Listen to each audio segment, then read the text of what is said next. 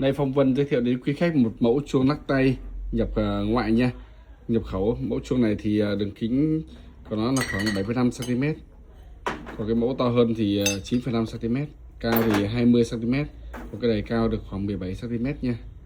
Âm thanh quý khách nghe âm thanh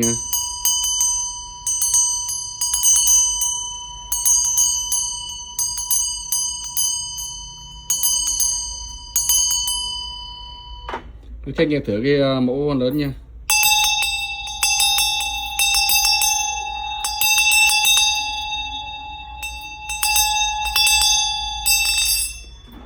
Đó.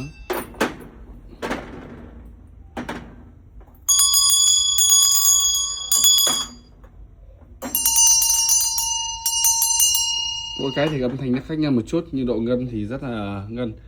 Mẫu này thì nó kiểu hơi cổ cổ. Quý khách có nhu cầu liên hệ đến chuông chống Phong Vân nha để được báo giá. Giá thì cũng rất là rẻ thôi. Cảm ơn mọi người đã theo dõi video.